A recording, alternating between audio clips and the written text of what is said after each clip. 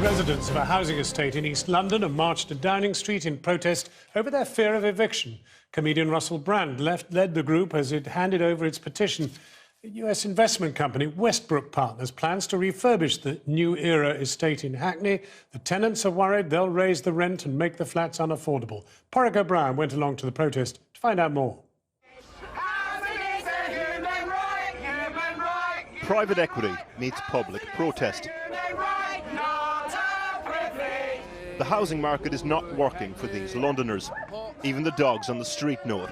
Housing is a human right, not a privilege. What business have an American development firm got? Along with some celebrity friends, they were outside the offices of American private equity firm Westbrook Partners. They bought the low-rent housing estate in East London where these people live. The fear that they'll refurbish, rejig tenancies and relet on a higher rent. There's a global paradox in this local tale, though. Westbrook are all about purely making money. Ironically, their main shareholders are pension funds in America for public service workers. So it's clearly a paradoxical situation that we're in. Westbrook, for their part, say they're responsible landlords and the tenancy agreements won't change until next year. Then it was on to Downing Street and a 300,000-strong petition into number 10. And it's not just Hackney, it's across London, it's across the country. Why are they not building more social housing for people? Why are people being pushed and forced out of London? I mean, part of the problem is the super rich buying property in London, isn't it? How much did you pay for your place? It's rented, but like no.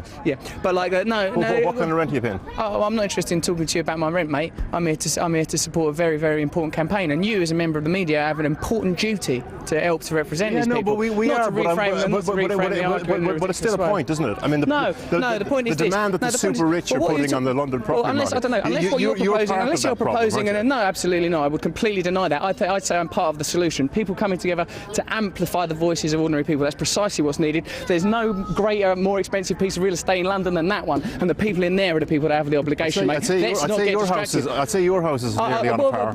Yeah, well, it's rented. We don't know the value. You'd have to talk to my landlord. Blessedly, I can afford my rent, and I'm prepared to stand up for people that can't. It's been lovely talking to you. David Cameron isn't. At least Russell Brand's actually standing up, regardless of how big his house is, and coming down and helping ordinary people. After the demo in the estate's local, and the Bradleys are talking private equity and the housing market.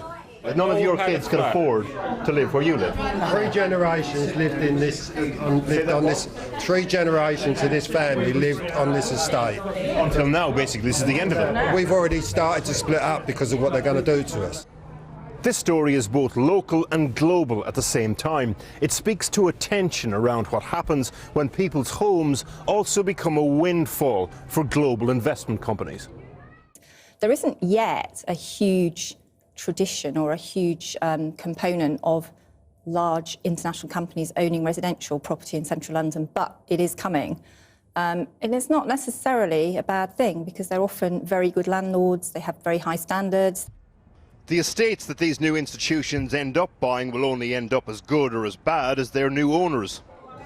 The point is the Bradleys don't know or trust the new owners of the New Era estate. 10 years from now, Jan, worst possible case scenario, what will it be like? Dead.